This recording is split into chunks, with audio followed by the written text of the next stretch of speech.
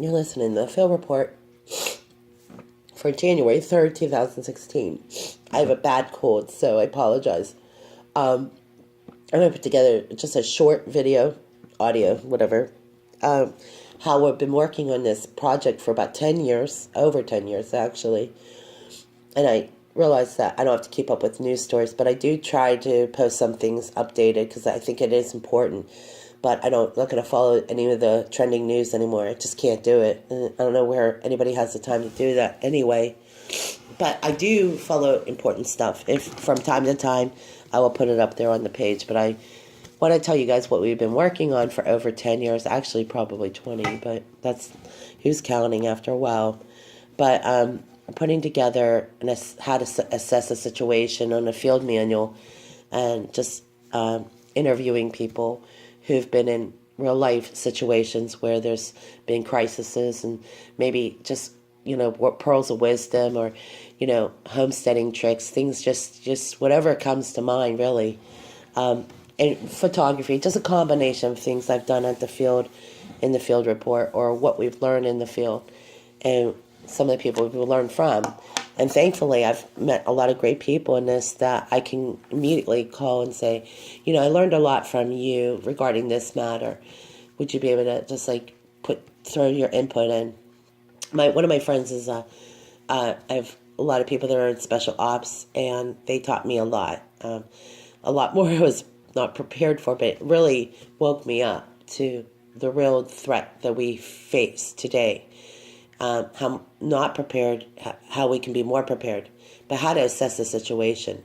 Because as a medic, and I started out as a paramedic in the Army, in U.S. Army Reserves, and, while I was out because of an injury, it defeats the point, but I learned a lot about radio and how key communication is important, and everybody has something to bring to the table. And it's kind of that kind of situation that we're encountering. I was listening to Sean Cochran, and he was filling in for Alex Jones on the radio show today, and that's exactly what we're learning from people, is that there's a lot of people already way ahead of the curve, way ahead of this. We've just worked on it for so long that it's just long overdue that we put together the manual. It's nothing big, but it could be. It just depends, but we're just looking to assess it better. And I've been out, a lot of the images I'll show you, I've been to these places where, the old rail stations, how they would move crops in, and we're talking like late 1700s, early 1800s, how transportation back then was so important. It was that form of transportation was replaced with planes and all these things. So I put a lot of that together over the last 10 years. In the field report, you'll see, if you go through some of the photos, we put together, just the history behind the railroad station, the Pennsylvania Railroad, how they laid the tracks down, just fascinating stories. And I was at the Burlington train station in Burlington, North Carolina, all through Raleigh. And just the history of trains alone is fascinating. So it's really a historical, how America evolved because of the industrial age. And I think the industrial age is one of the most fascinating periods of American history. Because when I went to this museum and they showed me how they knotted the bed together, most of us don't realize this, but look, you buy a sleep number bed, but back in that time, they had these big, thick knots. Knotted nets, and that was your frame. And they put together this bed, and they had to sew it together. So, wow, we've had a lot done for us. We buy these things, we don't know how to make them. And I think today, by today's standards, if we're in the business of manufacturing, you gotta really know the story about how they made the beds then and how they make the beds today. What if we're in a situation where we could actually be able to produce things like that again, where it was made by hand? And I know that's not going to replace all the really tech things out there. Everybody loves the convenience of a technology, but what happens when you don't have those conveniences?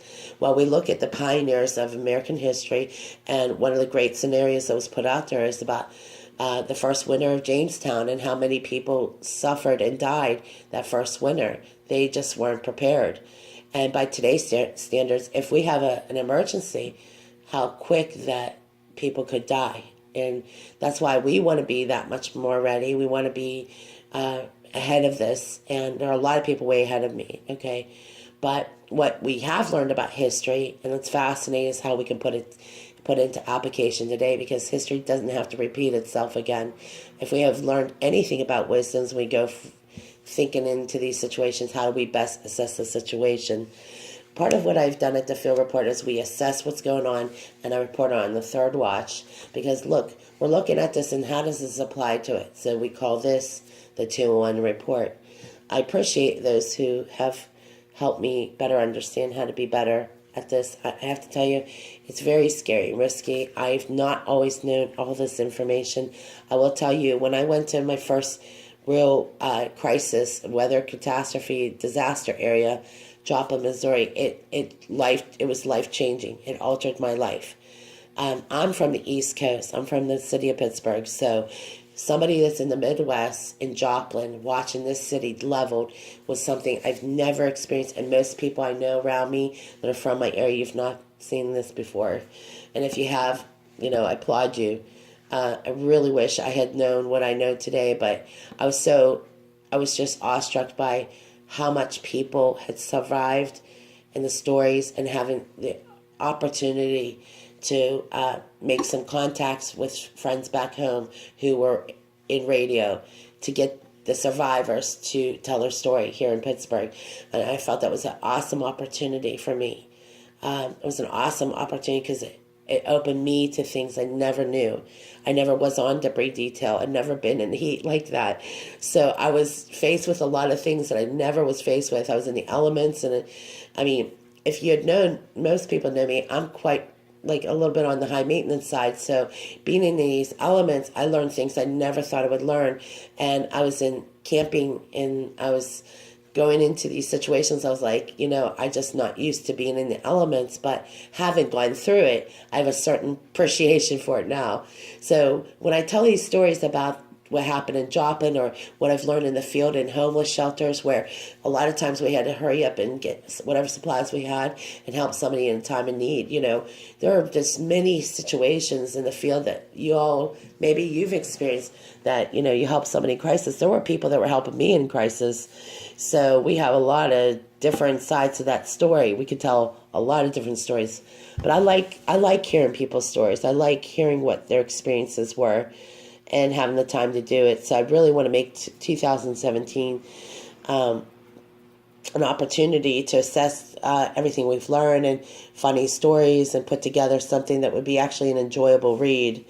But the field manual, it's not always just reading material, but the manual itself is just putting some simple things together that could be very beneficial. And it was inspired by the story of what happened when I was in Joplin. I spent enough time with the people at the high school where, if you knew anything about the Joplin tornado, it was an EF5 tornado. And so we had to start with Southwest Missouri University. That was the location where we started at, and the cantina and the tents were set up. It was just like as if you were really in a war. It really was. We had first aid trucks that were military looking, and it was really just like the National Guard had just landed. And that's really what debris detail became, is we were like the guard. And once we got to the location, we started hearing stories about the different survivor stories. And one survivor story, which inspired the field manual for this purpose alone, was that I heard of a man once the tornado hit, he noticed there was debris everywhere. There were doors, windows, everything scattered all about. But what he did find is that he was trying to find survivors, or people that needed the most medical attention quickest. Well, his truck had only one working tire. All three of them were completely flat. But what he did is he took old doors and he used them as gurneys, and he started putting all these people into the back of his truck bed. And he had transported each person to the hospital. One by one, he had saved 13 people's lives just using the doors that were thrown off the hinges during the tornado. That is the inspiration behind the field the field journal, the field report. That's the inspiration behind the field manual. If I did anything after today, and if that was the only reason I did it, it was because of that story that motivated me to put together all these stories. Because nothing I meet, no matter who my contacts are online, who I met throughout this whole experience, that story had changed the way I looked at everything.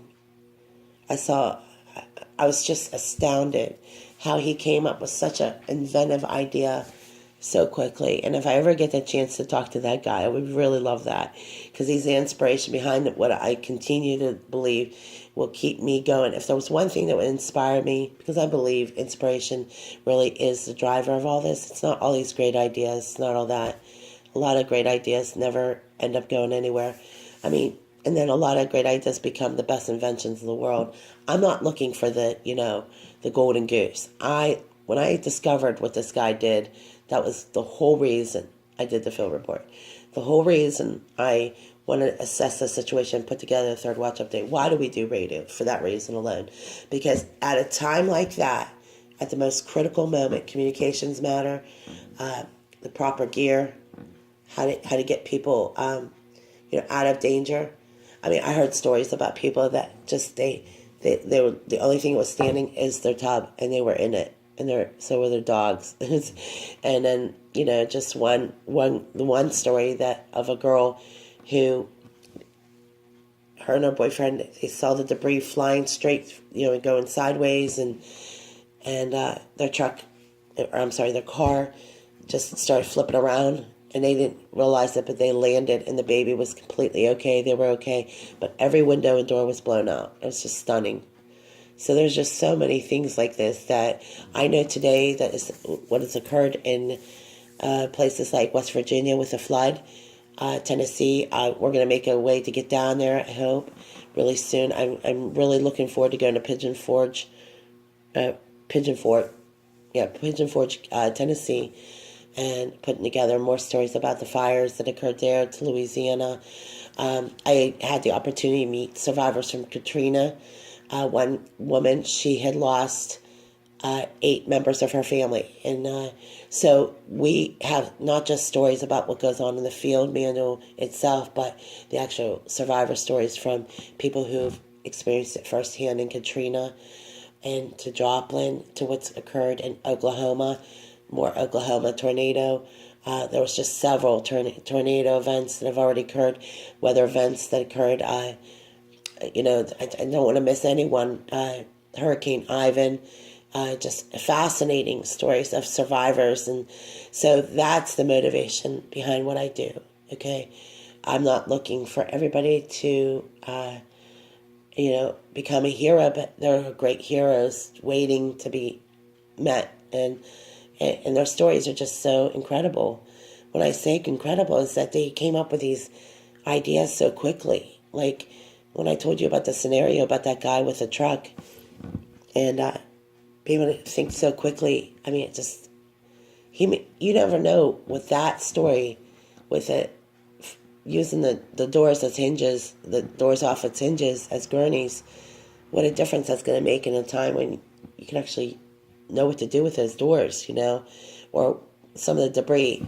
Actually, because of that story, I collected the rest of the debris, and after we had to go report to our debris detail location, and I collected a few items from the debris. I only have a few of those items left because of moving around, and things kind of got lost in the move, but whatever little bit I have, I wanted to put together something for the city of Joplin, and I've been wanting to do it for some time. So if I can't do that, this will be the next best thing.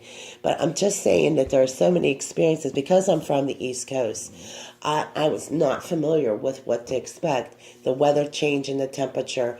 I was talking to a meteorologist in Pittsburgh, Kansas, and it's just funny, They're like, "You're from Pittsburgh?" I said, "Yeah." And not Kansas, of course, I also tell the story about being stuck in Oklahoma. Just said a prayer, and I said, "Lord, please help me. I need a sign." And 2 seconds later, on the shoulder of the road, there's a sign. It says Pittsburgh County. So, I mean, there's a lot more than just emergency stories. I just want to leave off with this because I think it, of course, that was why we did all this, because it's not just all the horrific tragedies and crises. We don't come away with that. It's part of it. What did we learn from it? How do we assess this? And and it's a kind of it's bittersweet. Um, I learned a lot about people. I learned about humanity. I learned about the goodness of others, and I also learned that there's a side of others I wish never appeared in times like this. One of the hardest things to come away with is that some people could be just awful and cruel, looting and taking advantage of people. So there's that side of it too. But the best thing I've learned from all this is that um, maybe it's meant for somebody to learn from it so that they know what to do or how can they be better prepared. Maybe our story, maybe this manual might be just the difference of educating somebody that'll take them in a different career direction. I mean, it's not always about crisis. It's meant to inspire people. It's not meant to be depressing and, tragedy focused just on tragedy, but overcoming. There's so many things we've learned about people and what they'll do. And I was met with a hug on the bus at Southeastern University in Missouri. And I just think that was one of the best hugs I got. If I went through all this just to get a hug from a survivor in a Joplin tornado, that's special. So I hope you guys all put this together and help me put it together as well. If you have any ideas, suggestions, I highly recommend you, respond back to me. Let me know what maybe you personally went through something and you want me to insert that and, submit it in. It'll all be put together, and I'll hopefully, it might take me a couple years to do it, but we'll see. I just pray we have a couple years left the way things are going, but that's why maybe we need a field manual for that point. We don't know. I hope that doesn't ever have to be the case, but we're not pretending like things like that don't happen, because it's very possible. Looking at some of the itchy fingers of somebody like what's going on in North Korea, there's a couple possibilities there in itself. Thank you for listening to the Third Watch Update here at the Phil Report, and God bless you.